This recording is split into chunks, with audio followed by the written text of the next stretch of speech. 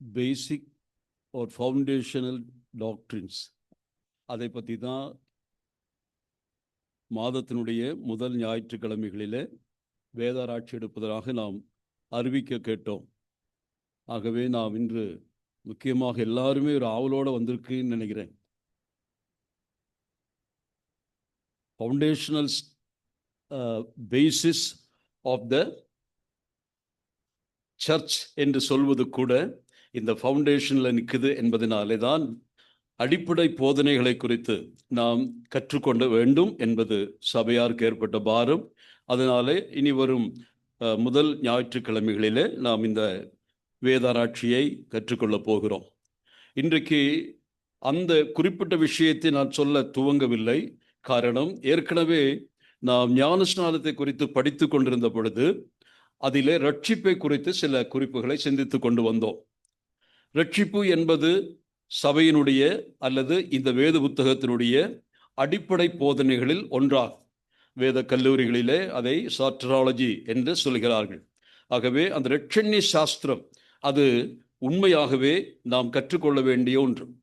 அதை நாம் இந்த கடந்த நாட்களிலே அதை சிஸ்டமேட்டிக்காக நாம் படிக்கல. நாம் அந்த நாளினுடைய தேவைகளுக்கு தக்கதாக நம்முடைய பிள்ளைகள் புரிந்து கொள்ளும் வகையிலே அதை குறித்து நாம் சிந்தித்தோம். ஆனாலும் ஓரளவுக்கு ப்ரிலிமினரி லெசன்ஸ் நாம் முடிச்சதாக நான் நம்புகிறேன். அன்றைக்கு கற்றுக்கொள்ள ஆரம்பித்ததனுடைய தலைப்பு என்னென்ன ஞாபகம் இருக்கா தெரியல. என்ன தலைப்புல படித்தோம்? Experience and evidences of the salvation. ரட்சிப்பினுடைய அனுபவங்களும் அடையாளங்களும். அப்படித்தானே ஆரம்பித்தோம். நான் மறந்தாலும் நீங்க மறக்கக்கூடாது. எதற்காக சொல்லுகிறேன்? நீங்க தான் அடுத்த போதனையாளர்கள், நீங்க தான் அடுத்தவங்க போதிக்கணும். அதனால இதை எழுதி வைத்தாலும் பரவாயில்லை, மனதில் பதித்தாலும் பரவாயில்லை. ஆகவே அந்த தலைப்பு நீங்கள் மறந்தாலும் பரவாயில்லை, ஆனால் கற்றுக்கொண்ட கண்டென்ட் என்ன என்பதை நீங்க புரிஞ்சுக்கணும் என்பதற்காக சொல்லுகிறேன். அப்போ இன்றைக்கு இந்த நாளிலே நாம் ரட்சிப்பினுடைய சில பாகங்களை குறித்து சொல்லி முடிக்க நான் விரும்புகிறேன். இந்த ஒரு கேள்வியோடு நான் ஆரம்பிக்கிறேன். யாருக்கு ரட்சிப்பு தேவை? ரட்சிப்பு யாருக்கு தேவை?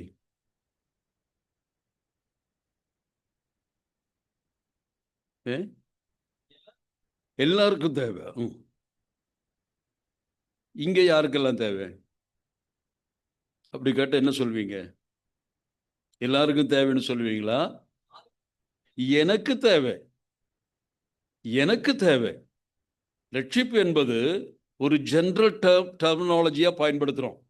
ஆகவே அந்த ரட்சிப்பினுடைய தனித்துவம் அதை நாம் புரிஞ்சுக்காம போகிறதுனால அநேகர் செய்தி கேட்கும் பொழுது கூட இது பொதுவாக சொல்லப்படுகிற விஷயம்.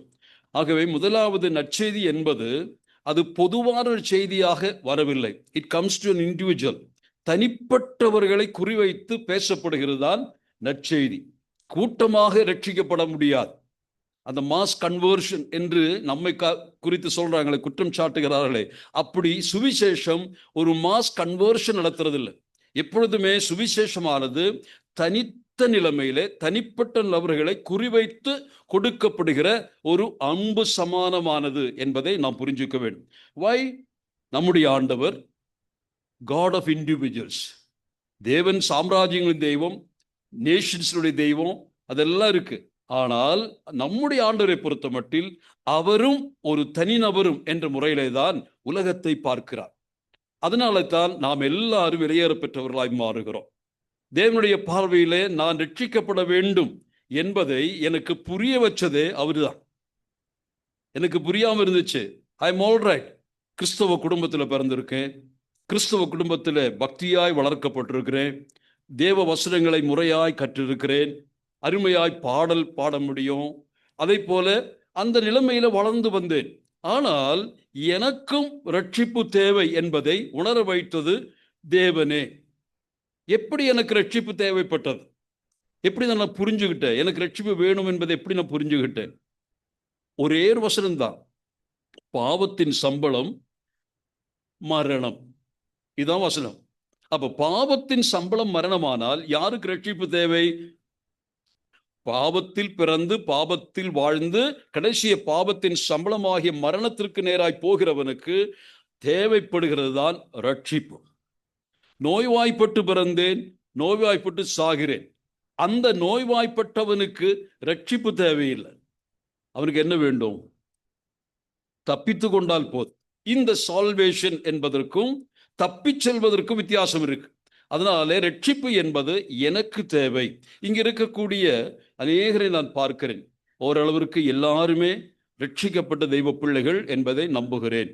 அந்த உறுதி யாருக்கும் இல்லையா, இருக்கா என்பதை நீங்களே சோதித்து பாருங்கள். ஆர் யூ சேவ்ட் பர்சன் என்று உங்களை பார்த்து கேட்டால் நீங்கள் அதற்கு பதில் சொல்லக்கூடிய நிலைமையில் இருக்க வேண்டும். அப்படி நினைக்கிறேன், ஒருவேளை இருக்கலாம் என்று அல்ல, மாறாக நான் ரட்சிக்கப்பட்டவன் என்பதை யாரும் உங்களிடத்தில் சந்தேகத்தோடு கேட்டால் கூட அப்படி அல்ல, நான் ரட்சிக்கப்பட்ட தெய்வ பிள்ளை. ஆகவே ரட்சிப்பை குறித்து நாம் கற்றுக்கொள்வது அவசியமானது. அதனுடைய எவிடன்சஸ் குறித்து சில காரியங்கள் நாம் பார்த்து கொண்டு வந்து, முதலாவது ஒரு கேள்வி நான் கேட்கிறேன். மனுஷன் அல்லது நான் பாவி என்பது தேவன் எப்படி எனக்கு கன்வின்ஸ் பண்ணுகிறார்? நான் பாவிதானா? எப்படி? நீங்க இதே எனக்கு சொல்றீங்க, இதே வெளியில போய் சொல்லுங்க, அவங்க ஒத்துக்கொள்வார்களா? என்ன காரணத்தினாலே மனிதனை பாவி என்று சொல்லுகிறோம்?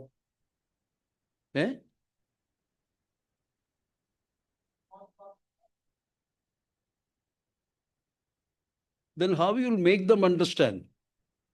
இதெல்லாம் நம்ம பைபிள்ல போட்டிருக்கு. நாம் தேவனுடைய மகிமையினுடைய ஸ்டாண்ட் இருந்து கீழே விழுந்துட்டோம், இதெல்லாம் சரிதான்.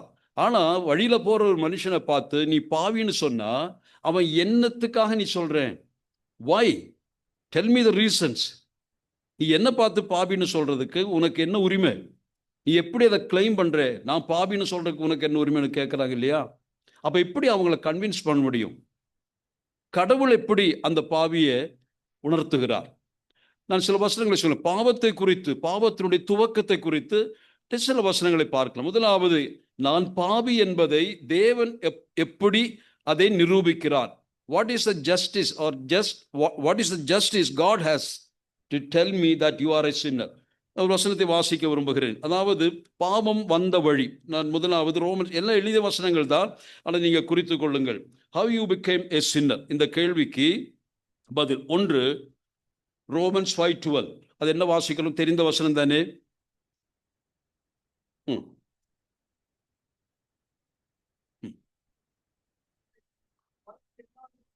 போதும்.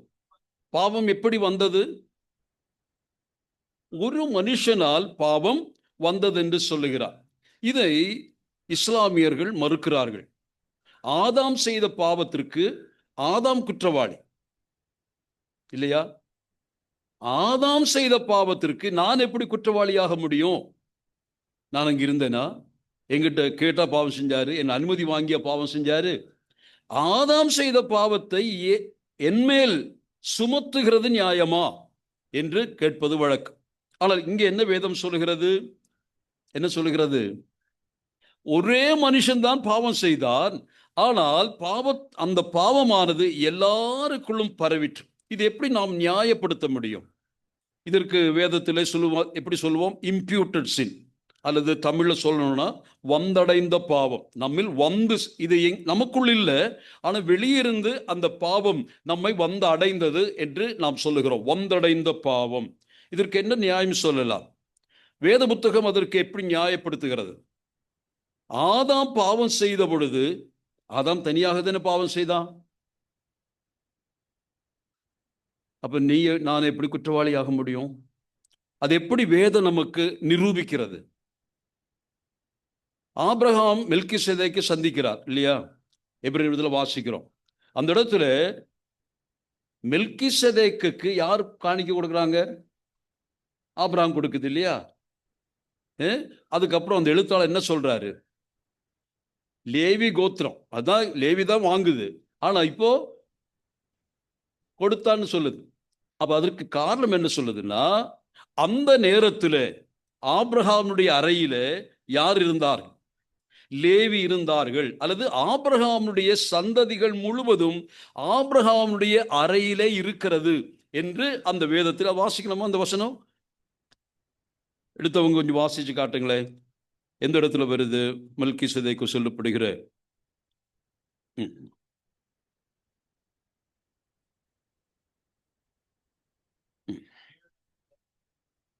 படிப்போம். லேவியானவன் தன் தகப்பனுடைய அறையில் இருந்தபடியால் தசமபாகம் வாங்குகிற அவனும் ஆபிரகாமின் மூலமாய் தசமபாகம் கொடுத்தான் என்று சொல்லலாம். அப்ப என்ன புரிதல் இங்கு? லேவி வாங்குகிறவன் என்ன செய்திருக்கிறான்? கொடுத்தான். ஆபிரகாமுடைய அறையிலே அன்றைக்கு லேவி கோத்திரம் இருந்தது, அல்லது எல்லா சந்ததிகளும், ஈசாக்கு முதற்கொண்டு ஈசாக்கின் சந்ததிகள் முதற்கொண்டு அத்துணை பேர்களும் ஆண்டவருடைய கண்ணிலே, ஆண்டவருடைய பார்வையில எங்க இருக்கிறாங்க? ஆபிரகாம் செயல்படும் பொழுது ஆபிரகாமுக்குள் தோன்ற போகிற அத்துணை சந்ததிகளும் அந்த செயல்பாட்டோடு சம்பந்தப்படுகிறதை பார்க்கிறோம். இது நன்மை செய்தால் அது நன்மை.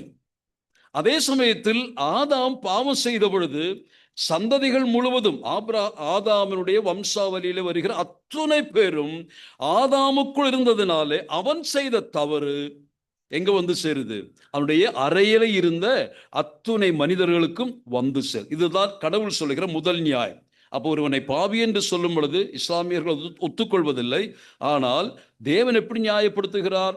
ஆதாம் பாவம் செய்த பொழுது I could see the entire humanity in the womb or the inside Adam. அப்போ ஆதாம் பாவம் செய்த பொழுது ஆதாமின் அறையில் உள்ள அத்துணை பேர்களும் குற்றவாளிகள் ஆக்கப்படுகிறார்கள். அவன் செய்த பாவத்தினுடைய பொறுப்பிலே இவர்கள் எல்லாரும் வந்து சரி. முதலாவது வந்தடைந்த பாவத்தினாலே மனிதர்கள் பாவிகளாய் இருக்கிறார்கள், அது இம்ப்யூட்டர்ஸ். இரண்டாவதாக ரோமர் 7:17-20 படிப்போம். ரோமர் 7:17-20.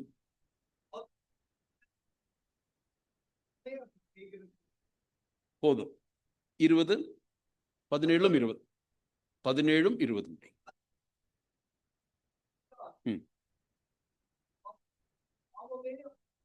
ஐந்தாம் அதிகாரத்திலே பாவம் வந்ததாக சொன்னார். வந்த பாவம், வெளியே இருந்து உள்ளே வந்த பாவம். இப்போ மனித குலத்தை பொறுத்தவரை என்ன பிரச்சனை? மனிதன் ஜெனட்டிக்கலாக சின்ஃபுல் நேச்சரோட பிறகுறான், அதான் ஆடமிக் நேச்சர். ஆகவே அந்த இடத்துல இந்த பாவம் நம்மில் வந்து சேர்ந்த பொழுது, எப்பொழுது நம்மில் பாவம் வந்து சேர்ந்தது? ஆதாமுடைய பாவம். சங்கீதம் 51, நாம் சங்கீதக்காரன் தாவீது என்ன சொல்றாரு? நான் பாவத்திலே, படிங்க 51:5 நினைக்கிறேன், 4 இல்ல, நான் துர்க்குணத்தில் உருவானேன், என் தாய் என்னை பாவத்தில் கர்ப்பம் தரித்தாள். அப்போ நாம் கர்ப்பம் தரிக்கும் பொழுது ஆதாமினுடைய ஜெனட்டிக்கல் டிஃபால்ட் அது வந்து என்ன செய்கிறது? தாய் வழியாக, நம்முடைய இரத்தத்தின் வழியாக நமக்குள் அது பிரவேசிக்கிறது. அவ்விதமாய் அந்த நிலைமையில பாவம் வந்து சேர்ந்த பொழுது அடுத்த கட்டத்திற்கு போகும்பொழுது என்ன ஆகிறது? நாளொரு வண்ணம் பொழுதொரு மேனியுமாக வந்து சேர்ந்த பாவம் நமக்குள் என்ன செய்கிறது?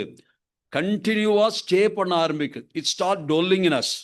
ஒன்று இம்ப்யூட்டட் சின்னாக வந்தது, இப்பொழுது அது என்ன செய்கிறது? It has become indwelling. இந்த வார்த்தைகள் நான் ஏன் சொல்றேன்னா அதை எழுதி வச்சுக்கங்க, அப்புறம் அதை நீங்க புரிஞ்சுக்கிறதுக்கா. that sin has become an indwelling one. நமக்குள் தங்க ஆரம்பிச்சு, பின்ன போகவே இல்லை. it started staying within us. இந்த பாவத்தன்மை இதுதான் இன்னைக்கு மனுஷனை பார்க்கிறோம்.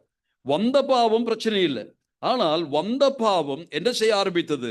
அவனுக்குள் வசிக்க ஆரம்பித்தது. It has a comfortable stay inside human being. இது அதனுடைய தன்மை. அப்ப மூன்றாவது விஷயத்துக்கு வரலாம். ரோமர் 7:19. ரோமர் 7:19.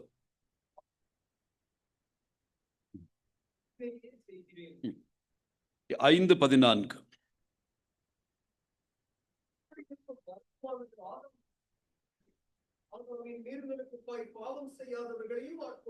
ஆட்கொண்டது அல்லது ஆண்டு கொண்டது என்று வாசிக்கிறோம். அப்போ மூன்றாவது ஒன்று imputed sin. It has come from Adam by our birth. இரண்டாவதாக we allowed sin to stay in our life. பாவம் வந்த பொழுது அதை புறம்பே தள்ளுவதற்கு நமக்கு மனசு இல்லை. அந்த பாவம் நமக்குள்ள என்ன செய்கிறது? தொடர்ந்து நமக்குள் அது வசித்து கொண்டு வந்தது. ஆனா ஒரு குறிப்பிட்ட காலம் வரும் பொழுது என்ன ஆகிறது? நமக்குள் வசிக்கிற பாவத்தை மேற்கொள்ள முடியாதபடி பாவம் ஆற்றல் அடைகிறது. அது நம்மை என்ன செய்ய ஆரம்பிக்கிறது? It will become an indomitable one. You cannot resist it. காலப்போக்கில் பாவம் வந்த பாவம், நமக்குள் வசிக்கிற பாவம் என்ன ஆரம்பிக்கிறது? நம்மை ஆளுகிற பாவமாய் அது மாறுகிறது. அதனால தான் மனிதன் பாவத்திற்கு இன்றைக்கு அடிமையாயிருக்கிறார். நாம் ஆதாமை குறித்து சிந்திக்கும் பொழுது ஆதாம் எப்படி படைக்கப்பட்டார் என்பதை குறித்து சிந்தித்தோம். பைபிள் கிளாஸில் வர்றவங்களுக்கு அது தெரிந்திருக்கலாம். ஆதாமினுடைய சின் நேச்சர் எப்படி இருந்துச்சு ஆதியில படைக்கும் போது?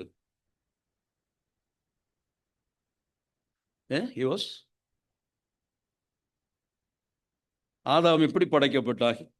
ஆனா பரிசுத்தமா படைக்கப்பட்டானா அல்லது பேதையாய் படைக்கப்பட்டானா? Whether he is created as a holy one or as innocent one. Innocent one.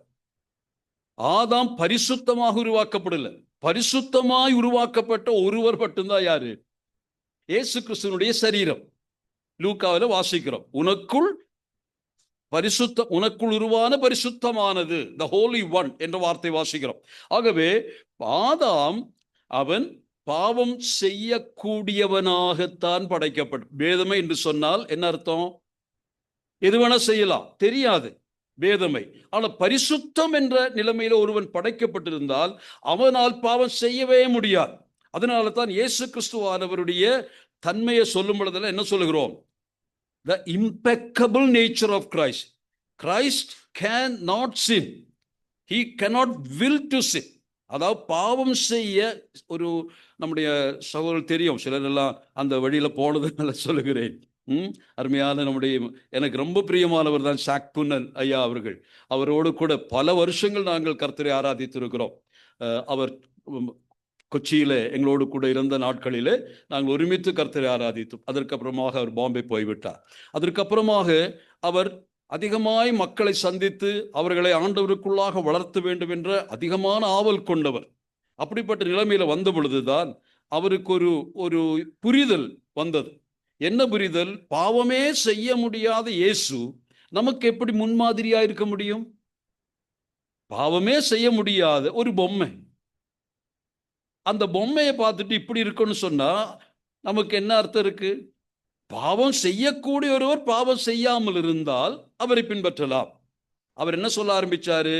இயேசு கிறிஸ்து பாவம் செய்யவில்லை, பாவம் அறியவில்லை, அப்புறம் பாவம் இல்லாதவர், இதெல்லாம் சொல்றாரு. அதே சமயத்தில் என்ன சொன்னாருன்னா, if Jesus willed sin or will to sin, he could have sinned. இயேசு கிறிஸ்து பாவத்தை செய்யணும்னு நினைச்சாருன்னா என்ன செய்ய முடியும்? அவராலையும் பாவம் செய்ய முடியும் என்ற ஒரு சின்ன போதனை வந்துச்சு. அதுதான் நம்ம வட்டாரங்களில் ரொம்ப பெரிய பிரச்சனையா வைரலா போச்சு. அதுக்கப்புறம் தான் அவரோடு கொஞ்சம் டிஸ்டன்ஸ் எல்லாரும் கீப் பண்ண ஆரம்பிச்சாங்க. ஏன் அதை தப்புன்னு சொல்றோம்?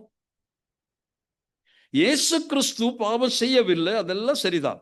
ஆனா அவரை பின்பற்ற வேண்டும். If you want to keep him as a role model, he could have sinned then, but he didn't sin. அப்படி இருக்கிற ஆளுதான் பின்பற்ற முடியும் என்று சொன்னதுனால தான் நாம் என்ன சொல்ல ஆரம்பிச்சோம்? அவர் துர்போதனைக்காரர் என்று சொல்ல ஆரம்பிச்சோம். அவர் நல்ல மனுஷன், ரொம்ப நல்ல மனுஷன், எனக்கு தெரிஞ்சனால சொல்லுகிறேன். ஆனால் இந்த விஷயத்துல இயேசு கிறிஸ்துவினால் நினைத்தால் கூட என்ன செய்ய முடியாது? பாவம் செய்ய முடியாது. அதான் அவருடைய நேச்சர். அப்ப ஆதாமினுடைய தன்மை என்ன? ஆதாம் எப்படி படைக்கப்பட்டார்? He was able to sin. He was able to sin. பாவம் செய்ய கூடும் அவனாலே. அதனால தான் என்ன சொல்றாரு?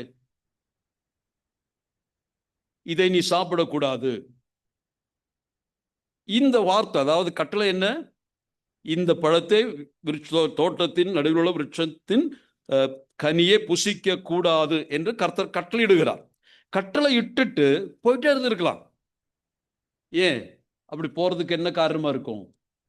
ஆதாமினாலே பாவம் செய்ய முடியாது என்று இருந்தால், பாவத்தினுடைய விளைவு பத்தி சொல்லணுமா?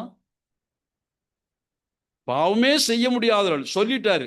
உடனே அவர் என்ன செய்வாரு? அந்த பக்கமே போக மாட்டார். அப்படியே இம்ப்ளிசிட் ஒபீடியன்ஸ் இந்த ஆதாமுக்குள் இருந்ததுன்னா பாவம் செய்தால் வருகிற வினையை சொல்ல வேண்டிய அவசியம் இருக்கா? இல்ல. அப்ப என்ன அர்த்தம்? ஆதாமினால் அந்த கட்டளையை மீறக்கூடிய தன்மை உண்டு. காரணம், he is not holy but he is innocent. அதனால தான் ஆதாம் was able to sin. ஆனால் ஆதாமினாலே பாதிக்கப்பட்ட நம்ம நிலைமை என்ன? இப்ப நாம எப்படி இருக்கிறோம்? அதாவது விசுவாசிகளை சொல்ல, நான் அவிசுவாசி மனித குலத்தை சொல்லும் எப்படி சொல்லலாம்?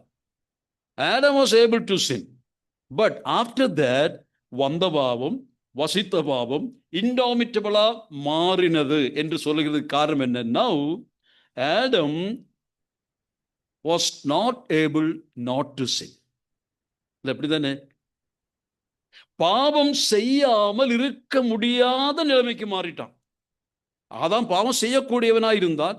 பாவம் செய்த பின்னதாக பாவம் இனிமேல் செய்யாமல் இருக்க முடியாத ஒரு நிலைமைக்கு அவன் தள்ளப்பட்டான். அதனால தான் இங்க இன்டாமிட்டபிள், பாவம் அவனை மேற்கொண்டது, ஆள துவங்கிற்று. அவன் நினைக்கிறான் அல்லது இதற்கு விரோதமாய் போராட விரும்புகிறான். எத்தனைதான் பாவத்திற்கு விரோதமாய் போராடினாலும் பாவம் தான் வெற்றி பெறுகிறது, பாவம் அவனை ஜெயிக்கிறது. இது மனுஷனுடைய இன்றைய நிலைமை. மனுஷனுடைய நிலைமை. நம்முடைய நிலைமை என்ன? இன்றைக்கு ரட்சிக்கப்பட்டு விசுவாசிகளானோமே, நாம் எப்படி இருக்கிறோம்? பாவத்தை பொறுத்து மட்டும் we can, அந்த வார்த்தையை சொல்லிட்டே வந்தேன் இல்லையா? Adam was able to sin, then Adam was not able not to sin, then இப்ப எப்படி இருக்கிறோம்? நம்ம ஆதாம் போல இருக்கிறோமா? we are not, we are able not to sin. That's right. இயேசு கிறிஸ்து எப்படி இருக்கிறார் கடைசியில? not able to sin, not able to sin. அப்ப 4 குறிப்புகளை சொன்னது. இன்றைக்கு நம்முடைய நிலைமையை நாம் புரிஞ்சுக்கிட்டோம். இன்றைக்கு நம்மால் என்ன செய்ய முடியும்? பாவத்தை செய்யாமல் இருக்க முடியும். இன்றைக்கு நமக்கு என்ன நிலைமை? பாவத்தை செய்யாமல் இருக்க முடியும். ஆதாமுக்கு பாவம் செய்ய முடியும். ஆதாமுக்கு பின்னாடி வந்தவர்கள் பாவம் செய்யாமல் இருக்க முடியாது. இன்றைக்கு நமக்கு என்ன முடியும்? பாவத்தை செய்யாமல் we are able not to sin. ஆனா இயேசு கிறிஸ்துவை பொறுத்த மட்டில் என்ன அர்த்தம்? he can never sin, he is not able to sin. பாவம் செய்ய முடியாதவராய் இருக்கிறார். அப்போ இந்த தன்மையில தான் மனித குலம் பாவத்திலே சிக்கி இருக்கிறத நாம பார்க்கிறோம். அப்போ ஆளுகிற பாவத்திற்கு மனிதன் வந்ததினாலே இனி பாவத்தை ஜெயிக்க அவனால் முடியாத ஒரு காரணம் வந்த பொழுது, அவன் அடிமையாக்கப்பட்ட பொழுது, பாவம் அவனை கொண்டு அழிக்க போகிற காரணத்தினாலே தான் ஆண்டவர் என்ன செய்தார்? பாவத்தினின்று மனுகுலத்தை மீட்க ஒரு பரிகார மார்க்கத்தை உருவாக்க வேண்டிய அவசியம் உண்டாயிற்று. ஆகவே நாம் எல்லாரும் பாவிகள் என்பதை நாம் புரிஞ்சுக்கிறோம். காரணம் எப்படி? ஆதாமினுடைய பிள்ளைகளாய் பிறந்ததினாலே எல்லாரும் பாவிகள். அது ஜெனட்டிக்கலா, அவருடைய அந்த பிறப்பிலிருந்து வருகிற ஜெனட்டிக்கலா வந்தது. இரண்டாவதாக, நம்மில் வசித்த பாவத்தை நாம் வளர்க்க ஆரம்பித்தோம். நாம் வளர்த்த பாவமே நம்மை ஆளத் துவங்கிற்று. கடைசியில் நாம் முழுக்க பாவிகளாய் மாறினோம். இது பாவத்தை குறித்து சொல்லுகிற ஒரு தன்மை. நான் இன்றைக்கு சொல்ல வந்தது, இதை புரிஞ்சுக்கிறதுக்காக சொன்னேன். யாருக்கு அல்லது இதை மற்றவர்கள் கேட்கும் பொழுது நீங்கள் எப்படி பதில் சொல்லணும்? ஒருத்தனை பார்த்து பாவி என்று சொல்லும் பொழுது அதற்கு தேவன் சொல்லுகிற நியாயத்தை நாம சொல்ல தெரியணும். இல்லாவிட்டால் என்ன சொல்லுவாங்க? அநேகர் நம்மிடத்தில் சண்டை கட்டுவாங்க. ஒரு முறை நான் நம்ம காந்திபுரம் 7th ஸ்ட்ரீட்டில் நடந்த ஒரு கூட்டம். அந்த கூட்டத்தில் நிறைய அன்றைக்கு சின்ன பிள்ளைகளாக இருந்தவங்க நிறைய பேர் இருக்கீங்க. அந்த கூட்டத்தில் மேலே செய்தி கொடுத்துட்டு இருக்கிற செய்தி நடந்துகிட்டு இருக்கு. கீழே இருந்து ஒருத்தர் வந்து மேலே வந்தார். கொஞ்ச நேரம் செய்தி கேட்டுட்டு என்ன சொன்னார்? சைக்கிளை கீழே வச்ச அல்ல, மன்னிக்கவும், அவர் வந்து எங்கிட்ட கேட்ட கேள்வி, நீங்கள் எல்லாரையும் பாவின்னு சொல்கிறிய, என்ன பாவம் நாங்கள் செஞ்சோம்? அப்படி பயங்கரமாக ஒரு மாதிரி பேசிட்டு அப்புறம் கீழே போயிட்டார். கீழே போய் அதே நேரத்தில் அதே வேகத்தில் மேலே வந்துட்டார். பார்த்தா அவர் கீழே வச்ச சைக்கிள் காண. எவன்டா பாவியை சைக்கிளை தூக்கிட்டு போனான்? இப்போ என்ன கேட்டார்? எவன்டா பாவின்னா சொன்னா? பாவின்னு சொன்னாலே சண்டைக்கு வந்தவன் இப்போ சைக்கிள் காணாமல் போன உடனே கேட்குறான், எவன் பாவி, எவன்டா பாவி? புரிஞ்சுதா? அப்போ பாவத்தை யாரும் மறுக்க முடியாதபடி பாவத்தின் அடிமைகளாய் நாம் இருக்கிறோம். இதை புரிஞ்சுக்கிறதுக்காக ஒரு வார்த்தையை நான் சொன்னேன். நான் அடிக்கடி மற்றொரு உதாரணத்தை சொல்கிறேன். அது சென்னை பட்டணத்தில் ஒருத்தர் சொன்ன ஒரு உதாரண கதை.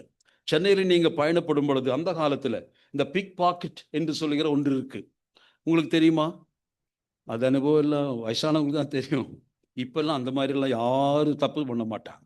பிக் பாக்கெட்டே இல்லைன்னு சொல்லலாம். அந்த அளவுக்கு நல்லவங்களா நாடு மாறிச்சு. சரி, அப்போ அந்த காலத்தில் சென்னை பட்டணத்தை எங்கிட்ட சொன்னாங்க, பாருங்க, நீங்க பஸ்ஸில் போகும் பொழுது ஒரு கையில் கம்பியை பிடிச்சிருங்க, மறுகையில் என்ன செய்யணும், இப்படி பிடிச்சிக்கணுமா, மறுகையில் இப்படி பிடிச்சிக்கணும். ஏன்னா இதில் அந்த காலத்தில் இதில் தான் வைப்போம், ஏதாவது பைசா இதெல்லாம் இருந்துச்சு, இதில் தான். அப்போ இப்படி பிடிக்கணும். அப்போ நானும் அதே மாதிரி ஏறி பிடிச்சேன். பஸ் விட்டுச்சு. உடனே எனக்கு ஒரு மாதிரி பக்கத்தில் இருக்கணும் பார்த்தா ஒரு மாதிரியாக இருக்கானே, அவன் திருடனா இருப்பானோ, பிக் பாக்கெட்காரனோ என்ற சந்தேகத்தில் ஒரு மாதிரியாக இருக்கு. அவன் என்ன செய்யறான், அவன் இதை பிடிச்சுக்கிட்டு என்ன பார்க்குறான், ஒன்று பாக்கெட்டை பிடிச்சிருக்கான். அவன் என்ன சந்தேகப்படுறான், நான் அவனை சந்தேகப்படுறேன். எல்லாரும் அத்தனை பேரும் இப்படிதான். என்ன காரணம்? நான் நல்லவன், நம்பவே முடியாதப்ப அடுத்தவனை என்று சொல்லுகிற நிலைமையில தான் பாவம் பரவி இருக்கு. அப்போ பாவத்தை யாரும் மறுக்க முடியாது. பாவம் நீங்க வாயில சொல்லலாம், ஆனா மனசுக்குள்ள உங்களுக்கு தெரியும் நானும் பாவிதான் என்பதை குறித்து. இது ஒரு ஒரு விஷயமா நான் சொன்னேன். நம்ம இப்பொழுது விஷயத்துக்கு வரலாம். நாம் எங்கே முடிச்சோம்னு ஞாபகம் இல்லை எனக்கு, ஆனால் சில வார்த்தைகளை சொல்லி நான் கடந்து போகிறேன். Experience and evidences of true salvation, அனுபவங்களும் அடையாளங்களும் என்பதில் முதலாவது நாம் கற்றுக்கொண்டது ரியலைசேஷன் ஆஃப் சின்ஃபுல்னஸ், அதாவது பாவத்தினுடைய புரிந்து கொள்ளுதலை குறித்து சிந்தித்தோம். அடுத்ததாக changes that are inevitable in salvation, ரட்சிக்கப்படுற தெய்வ பிள்ளையினிடத்தில் மாற்றங்கள் இன்றியமையாதது என்று ஞாபகப்படுத்தி இருந்தேன். பாவங்கள் மாறி மாற்றங்கள் வர வேண்டும். கிறிஸ்துவுக்குள் ஒருவன் இருந்தால் புது சிருஷ்டியாயிருக்கிறார் என்று சாதாரணமாக பேசிக்கிட்டு போறோம். ஆனா what kind of changes happen in our life என்பதை செக் பண்ணணும் என்பதற்காக சொல்லுகிறேன். இன்னும் பாவத்தினுடைய அடிமைகளாய் வாழக்கூடியதற்காக தேவன் நம்மை என்ன செய்யல, விடுவிக்கல. அதனால் அதை புரிந்து கொண்டு அந்த மாற்றங்களை குறித்து நான் சொல்லிக் கொண்டு வந்தேன். மூன்றாவதாக சேஞ்ச் இன் வேர்ல்ட்லி பெர்ஸ்பெக்டிவ், அந்த மாற்றம் எதிலே வர வேண்டும், நாம் உலகத்தை பார்க்கிற பார்வையில் அந்த மாற்றங்கள் வர வேண்டும் என்பதை குறித்து நான் சொன்னது ஞாபகத்தில் கொண்டு வருகிறேன். மூன்றாவது தலைப்பில் வருகிறது the prompting or convincing power of the Holy Spirit. அதை பற்றி படித்தோம். ரட்சிப்புக்கு நேராக நம்மை உந்தி தள்ளுகிற விசை அல்லது ஆற்றல், அது யார்? அந்த பரிசுத்த ஆவியாகிய ஆளுமை என்பதை குறித்து நாம் சிந்தித்தோம். ரோமர் 8:16 படியாக அந்த பரிசுத்த ஆவியானவர் எப்படிப்பட்டவர் என்பதை சொல்வதற்கு 4 வார்த்தைகளை பயன்படுத்தினார். ரோமர் 8:9 he is the indwelling spirit, நம்மில் வந்து வசிக்கிற, பாவம் அல்ல, பரிசுத்த ஆவியார், வந்த ஆவியானவர். ரோமர் 8:16 இன்டராக்டிங் ஸ்பிரிட், நம்மோடு உரையாடுகிற ஆவியானவர். ரோமர் 8:26 இன்டர்சீடிங் ஸ்பிரிட், நமக்காக பரிந்து பேசுகிற ஆவியானவர். ரோமர் 8:26 இன்ஸ்பைரிங் ஆர் எம்பவரிங் ஸ்பிரிட் என்பது குறித்து நாம் படித்தோம். ஆகவே பரிசுத்த ஆவியானவருக்கும் ரட்சிப்புக்கும் உள்ள தொடர்பை குறித்து நாம் சிந்தித்து கொண்டு வந்தோம். அதிலே Holy Spirit is not a mere power but a powerful person என்பதை குறித்து சிந்தித்தோம். அடுத்ததாக work of Holy Spirit in your salvation, பரிசுத்த ஆவி உங்களுடைய ரட்சிப்பிலே செய்கிற கிரியைகள் என்ன என்பதை குறித்து நாம் சிந்தித்தோம். ஒன்று, convincing your need for salvation, ரட்சிப்புக்கு உள்ள உங்களுடைய தேவையை உங்களுக்கு உணர்த்துகிற ஆவியானவர். பரிசுத்த ஆவி மட்டும் இந்த வேலை செய்யலன்னு வச்சுக்கோங்க, யாரும் தங்களுடைய பாவத்தை உணர முடியாது. அதற்கு வசனம் என்ன? நாம் படித்த வசனம் நமக்கு எல்லாருக்கும் தெரிஞ்ச வசனம், யோவான் 16:8 முதல் 11 உள்ள வசனங்களிலே அதை நாம் அன்றைக்கு கற்றுக்கொண்டோம். அதிலேயே இரண்டாவதாக பரிசுத்த ஆவியானவர் நம்முடைய ரட்சிப்பிலே செய்கிற அடுத்த வேலை என்ன? ஜான் 14:16, யோவான் 14:16 Holy Spirit comes as a companion and take possession of your soul. பரிசுத்த ஆவியானவர் ரட்சித்த பின்னதாக அல்லது பரிசுத்த ஆவியானவரால் பாவிகள் உணர்த்தப்பட்ட பின்னதாக, அந்த கன்விக்ஷன் வந்த பின்னதாக, யாரெல்லாம் அந்த பாவத்திற்கு மனம் திரும்பி அவர்கள் ரட்சிக்கப்படுகிறார்களோ அவர்களை விட்டு பரிசுத்த ஆவியானவர் ஒருபோதும் வெளியே போவதில்லை. once the Holy Spirit convince you of a sin and you accept the sinship of yourself, then the Holy Spirit remains there forever.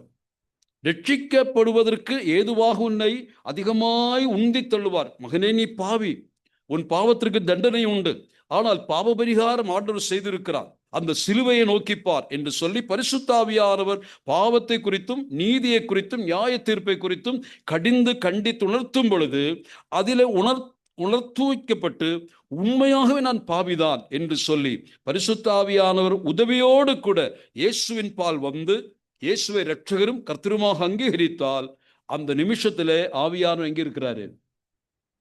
அங்கே இருப்பார். அவர் ஒருபோது அன்றைக்கு வந்த ஆவியானவர் சாகிற வரைக்கும், ரட்சிக்கப்பட்ட நாளிலே உன்னை ரட்சிப்புக்குள்ளாக உந்தி தள்ளின அதே ஆவியானவர் ஒருபோது நீங்கி போகாமல் நிலையாக உள்ளே இருப்பார்.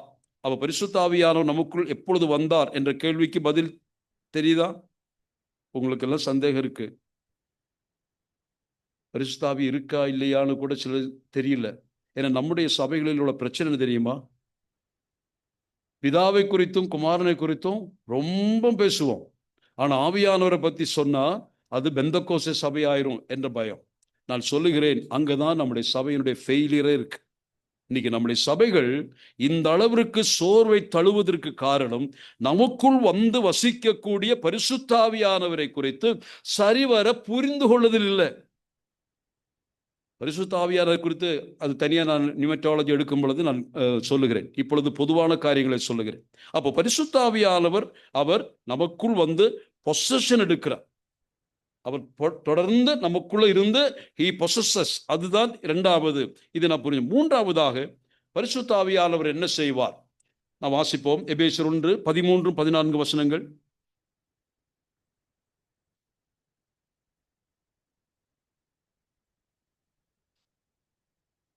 படிங்க.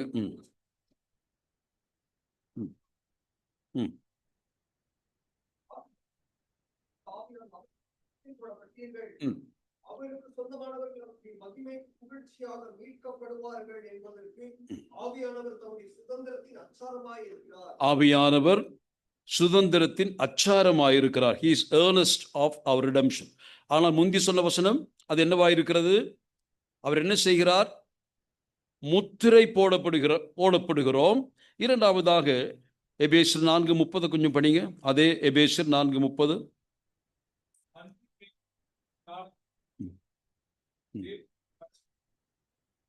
அன்றியும் நீங்கள் மீட்கப்படும் நாளுக்காக முத்திரையாக பெற்ற பரிசுத்தாவியானவர் முத்திரிக்கிறார். ஆனால் பரிசுத்த ஆவியானவர் என்னவாயிருக்கிறார்? முத்திரையாயிருக்கிறார். அப்போ Holy Spirit seals your soul. அது நான் ஒரு வாசகத்தை சொல்லுகிறேன். 3 Holy Spirit seals your soul. இதற்குள்ள வசனங்கள் வாசித்தோம். 1 கொரிந்தியர் 1:22 கூட சேர்த்து படிங்க. நான் இதை விரிவாக சொல்லல, சில ஜெனரலா சொல்லிட்டு அப்புறம் கடந்து போறேன். 2 கொரிந்தியர் 1:22, 2 Corinthians 1:22. அவர் நம்மை முத்திரித்து நம்முடைய இருதயங்களில் ஆவி என்னும் அச்சாரத்தை போதும். நம்மை முத்திரித்து ஆவி என்னும் அச்சாரத்தை கொடுத்திருக்கிறார். இந்த 3 வசனங்களை கவனிச்சீங்க இல்லையா? இந்த 3 வசனத்துல முத்திரை என்ற சொல் வருகிறதை பார்த்து, இந்த முத்திரை சீல் என்ற வார்த்தையை நாம் அடிக்கடி பயன்படுத்துறோம். ஆனா அந்த காலத்துல நான் உதாரணத்துக்கு சொல்லுகிற ஒரு முத்திரையை குறித்து சொல்ல விரும்புகிறேன். இந்த போஸ்ட் கார்டு இருக்குல்ல, தபால் அட்டை, இப்ப இருக்காது, இருக்குன்னு நினைக்கிறேன். 15 காசு 5 காசு 15 காசுன்னு நினைக்கிறேன் இல்லையா? அப்பெல்லாம் இன்லண்ட் லெட்டர் அனுப்பணும்னா அது ஏதாவது ரகசியம் இருந்தால் தான் அனுப்புவோம். அதுக்குள்ளே இருக்கிறதெல்லாம் வெளியே யாரும் வாசிக்க கூடாது என்பதனால.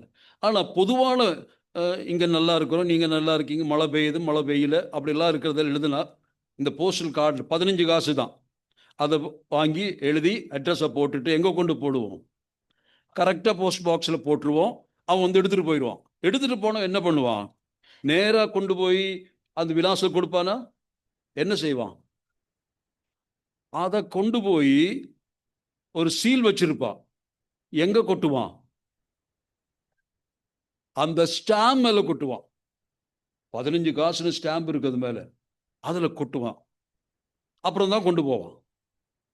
நான் இதை முன்னாடி எப்படி யோசிச்சிட்டேன்னா, இந்திய அரசாங்கம் நம்புறது இல்ல. ஒரு சில சமயத்துல ஸ்டாம்பு வாங்கி ஒட்டுவோம் இல்லையா, அது மேல சீல் அடிக்கலன்னு வச்சுக்கோங்க, அதை வாங்கணும், மறுபடியும் ஒட்டி அதை கழட்டி எடுத்து அடுத்ததில் ஒட்டிடுவான். அப்ப இது பயன்படுத்தக்கூடாது என்பதற்காகத்தான் இப்படி அடிக்கிறான்னு நினைச்சுக்கிட்டு இருந்தேன். ஆனா எனக்கு ஒண்ணு புரிஞ்சிருச்சு, அதுக்கப்புறம் புரிஞ்சிச்சு, அதுக்காக இல்லை. இந்த 15 பைசாவினுடைய அட்டையில அந்த சீல் வைப்பது எந்த சீல்? போஸ்டல் டிபார்ட்மெண்ட் சீல் இல்லையா, அல்லது இந்திய அரசாங்கத்தினுடைய சீல்.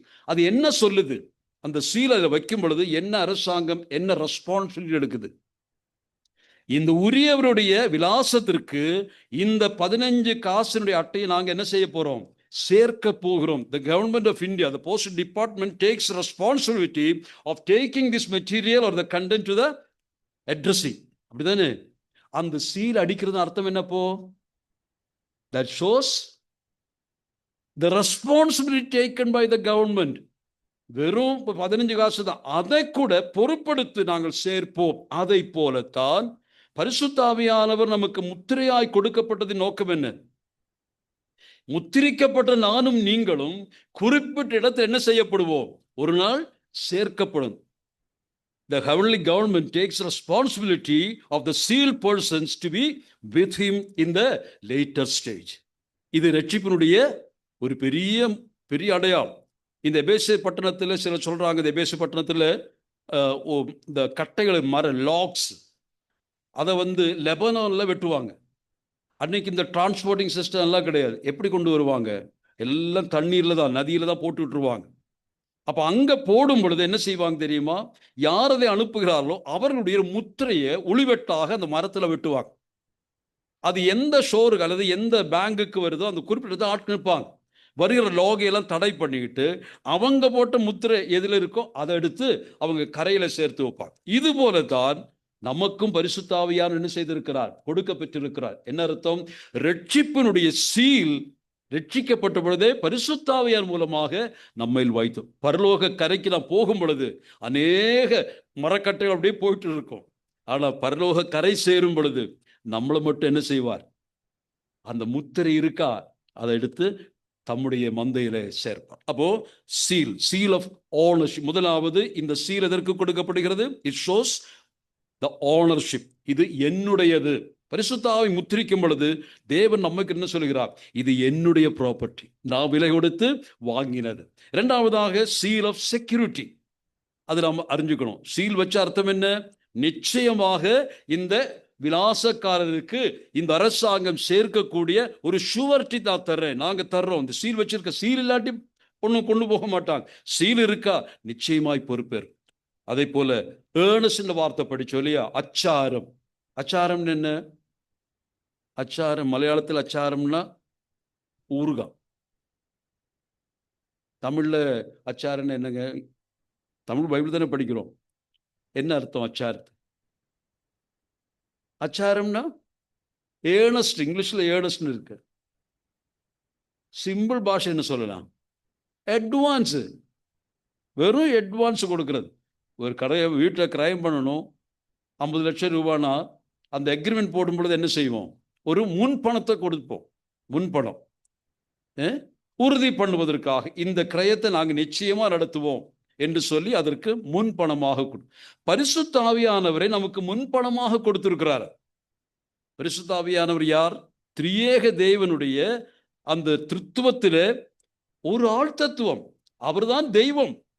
ஆனால் நம்முடைய ரட்சிப்புக்கு முன்பணமாக, அதாவது இந்த நபரை நான் ரட்சித்திருக்கிறேன், இவர் எனக்கு சொந்தமானவர், நிச்சயமாக நான் இவரை மீட்டு கரை சேர்ப்பேன் என்பதற்கு ஒரு அடையாளமாக முன்பணமாக பரிசுத்த ஆவியே தந்துட்டார். இனி நமக்கு என்ன கவலை? பரிசுத்த ஆவியை கொடுத்த என்ன அர்த்தம்? இனி என்ன மிச்சம் கொடுக்கிறதுக்கு? பரிசுத்த ஆவியை பரலோகம் நமக்கு தந்தாரே என்றால் என்ன இருக்கு வேற? அப்ப முன்பணமே நான் சொல்லுகிறேன், முக்காவாசி கொடுத்துட்டாருன்னு அர்த்தம். நம்முடைய மீட்பு எவ்வளவு உறுதியானது என்பதை புரிஞ்சுக்கிறதுக்காக இந்த வார்த்தையை சொல்லுகிறேன். அப்போ sealing of the Holy Spirit. அடுத்ததாக நான்காவதாக Holy Spirit anoints to serve God. Anointing. பரிசுத்த ஆவியினுடைய இதெல்லாம் இனி நான் சொல்ல போகிற விஷயத்தினுடைய முன் இதாகத்தான் மட்டும் சொல்லிட்டு போனேன். இந்த பரிசுத்த ஆவியின் anointing of the Holy Spirit என்ன அர்த்தம்? தமிழ்ல என்ன சொல்லலாம்? அபிஷேகம். எங்க சபைக்கு வாங்க, நாங்க அபிஷேகம் கொடுக்கிறோம். அப்படி நிறைய விளம்பரங்கள்லாம் நடக்குது. அப்படி நடக்குதா இல்லையா? அதை விளம்பரத்தை பார்த்துட்டு அப்படின்னா திருப்பதிக்கே போக வேண்டாம், இங்கேயே கிடைக்கிது அபிஷேகம் என்று நினைக்கிறவங்களும் இருக்காங்க. அந்த அபிஷேகத்துக்கு அது என்ன அபிஷேகம்? பால் அபிஷேகம், தேன் அபிஷேகம், நெய் அபிஷேகம், அப்படி நிறைய அபிஷேகம்.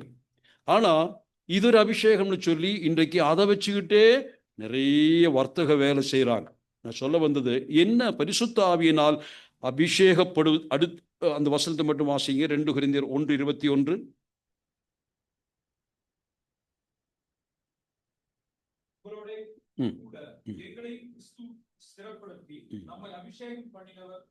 அப்ப அபிஷேகம் பண்ணினவர் யாரு? தேவன். அடுத்ததாக 1 யோவான் 2:20.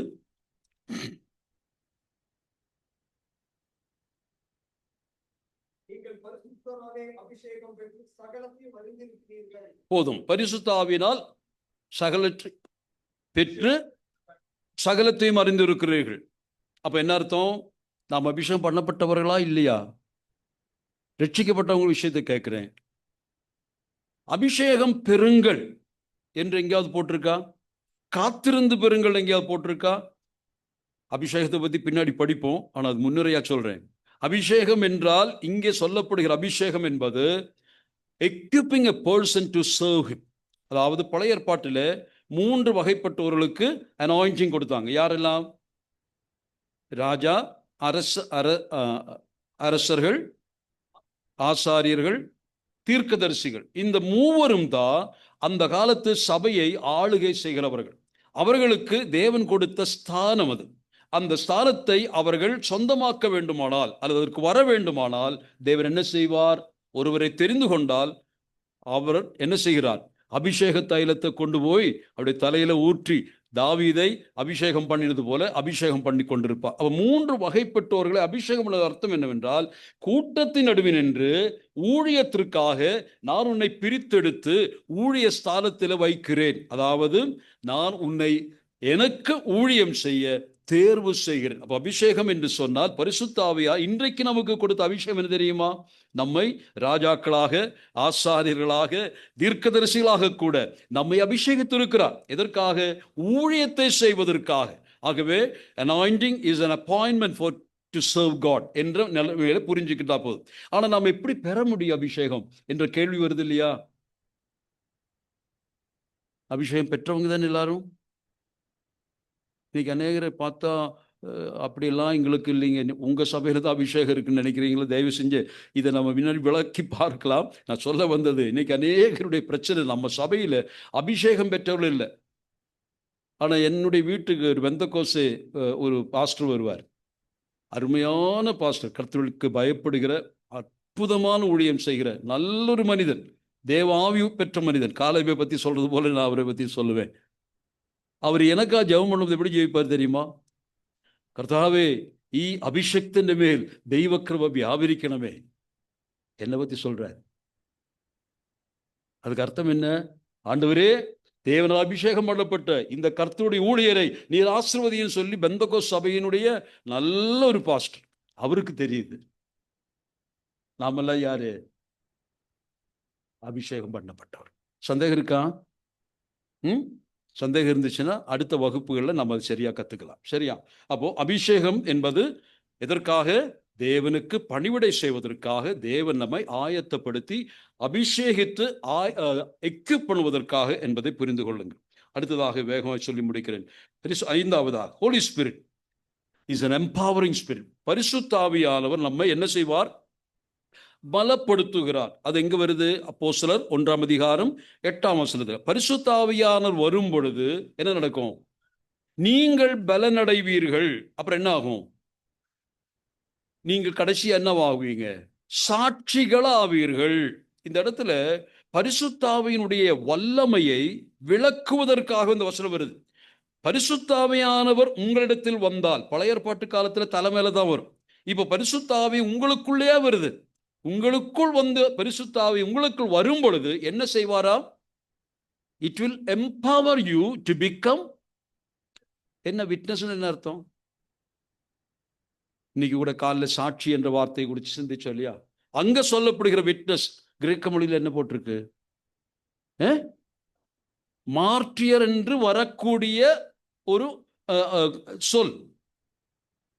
இரத்த சாட்சி. நாம் என்ன நினைக்கிறோம்? சாட்சிகள் ஆவீர்கள் என்று சொன்ன அர்த்தம் என்ன? கண் சாட்சி. ஏசாவை பத்தி தெருவில் போய் இந்த பிரசங்கம் பண்ணுகிற சாட்சி அதுவல்ல. பரிசுத்த ஆவியானவர் உங்களுக்குள் வரும் பொழுது நீங்கள் இரத்த சாட்சிகள் ஆவதற்கான ஆற்றல், வலிமை, தீரம், அந்த பயமின்மை இதெல்லாம் பரிசுத்த ஆவியானவர் கொடுப்பார். அப்ப இன்றைக்கு காலையில கேட்டோமே, ஆண்டவருடைய வார்த்தை சொல்வதற்கு வெட்கப்படுகிறோம், ஆண்டவருக்கு அறிவிப்பதற்கு பயப்படுகிறோம், அப்படிலாம் சொல்றோம் இல்லையா? என்ன காரணம்? ஏன் பயப்படுகிறோம்? இது நமக்குள்ள இருக்கா? இவர் நமக்குள்ள இருக்கா? உண்மையா? இது கர்த்தருடைய வார்த்தை. பரிசுத்த ஆவியானவர் வரும் பொழுது it will empower you and strengthen you to become martyrs for Christ. நீ சாவதற்கு துணிவே, நீ எதையும் பயப்பட மாட்டே, ஆவியானவனுக்குள் இருந்தால். ஆனா இன்னைக்கு அதனால தான் தீமோத்தேயுக்கு சொன்னார் இல்லையா, தேவன் நமக்கு பயமுள்ள ஆவியை கொடாமல் பயமுள்ள ஆவியை கொடாமல். அப்போ ஆவியானவர் நமக்குள் இருந்தால் அடையாளமே அச்சமின்மை, துணிச்சல். நான் அதை பின்னால் விளக்குகிறேன், இப்பொழுது நான் கடந்து போகிறேன். அடுத்ததாக பரிசுத்த ஆவியானவர் என்ன செய்கிறார்? நாம் ஏற்கனவே நமக்கு அறிந்த வசனம் எபேசியர் 5:19 முதற்கொண்டு. அங்க என்ன முக்கியமான வசனம் வருது? ஆவியானவர் பரிசுத்த ஆவியினால் நிறைந்து. அந்த சொல் மட்டும் எல்லாருக்கும் தெரியும். அதனுடைய அர்த்தம் என்ன? துன்மார்க்கத்திற்கு ஏதுவான மதுவான வெறி கொள்ளாமல் ஆவியினால் நிறைந்து என்ன செய்யணும்? சங்கீதங்களினாலும் ஞான பாட்டுகளினாலும் கீர்த்தனைகளினாலும் ஒருவருக்கு புத்தி சொல்லி, அப்புறம் உங்கள் இதயங்களில் கர்த்தரை பாடி பிதாவாகி தேவனுக்கு ஸ்தோத்திரம் செலுத்துங்கள். இந்த இடத்துல பரிசுத்த ஆவியானவருடைய ஆளுகையை குறித்து சொல்லுகிறது. அது நமக்கு எல்லாருக்கும் தெரியும். அதாவது filling of the Holy Spirit. அதையும் பின்னால் விளக்குகிறேன். ஃபில்லிங் ஆஃப் த ஹோலி ஸ்பிரிட்ல என்ன நடக்குது என்று கேட்டால், we will be obsessed by the Holy Spirit. We are under the full control of the Holy Spirit. The Holy Spirit நம்மை என்ன செய்கிறார்? நடத்துகிறார். We cannot lead the Holy Spirit.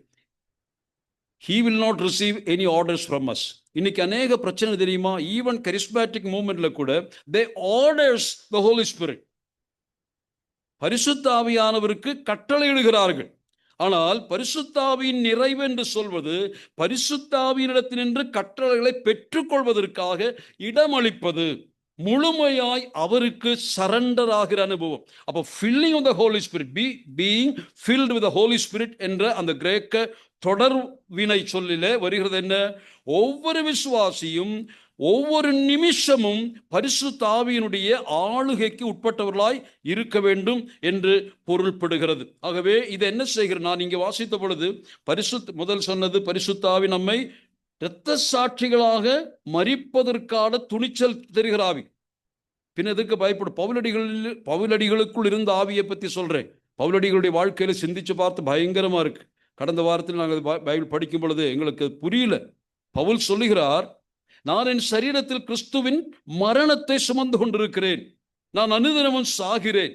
அவருடைய விருப்பத்தை நான் அவருடைய பவுலுடைய சில ஆசைகளை பற்றி சிந்திச்சுட்டு இருக்கேன். அவருடைய விருப்பங்கள், அதில் ஒரு விருப்பம், ஒவ்வொரு நாள் காலையிலும் எழுந்து வீட்டை விட்டு ஊழியத்துக்கு போகும் பொழுது இன்றைக்கு எந்த வகையிலாகிலும் இயேசு கிறிஸ்துவனுடைய பாடுகளோடு நான் ஐக்கியப்படுவதற்கு ஒரு வாய்ப்பு கிடைக்குமா? சாக துணிந்து போற மனுஷன், சாகணும்னு நினைக்கிற மனுஷன். எதுக்கு? சும்மா சாக நினைக்கல, இயேசு கிறிஸ்துவனுடைய பாடு மரணங்களுக்கு நான் உட்பட்டவனாக அது எனக்கு தெரியணும். how much the Lord has suffered for me. அப்படிப்பட்ட சஃபரிங் எனக்கு வேணும். சுவிசேஷ ஊழியத்திற்கு போகும் பொழுது சாவுக்கே அஞ்சாத மனுஷனா போறார். அப்புறம் அடிச்ச பயப்படுவானா? அடிக்கிற நல்ல அடி, கழுத்தை வெட்டினா வெட்டிக்கும், எனக்கு இயேசு கிறிஸ்து எனக்காக எந்த அளவுக்கு வேதனை அடைந்தார் என்பதை நான் அறியணும். அப்படி முழுமையாக அவருடைய, மலையாளத்தில் வாசிக்கும் பொழுது கஷ்டானுபவங்களுடைய கூட்டாய்மா என்று வாசிக்கிறோம். கஷ்டங்களிலே அவரோட ஃபெல்லோஷிப், பாடுகளிலே அவரோடு கூட போனாதான் ஒரு வல்லமையான உயிர்த்தெழுதல் எனக்கு கிடைக்கும் அவர் நம்புறார்.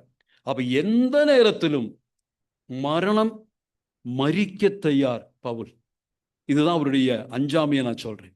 இப்போ ஒரு தான் சாகிறதுக்கே துணிஞ்சு போனானா, டேய் உன்னுடைய பல கழட்டு வேணும்னு சொன்னா போடா, பயமே இருக்காது.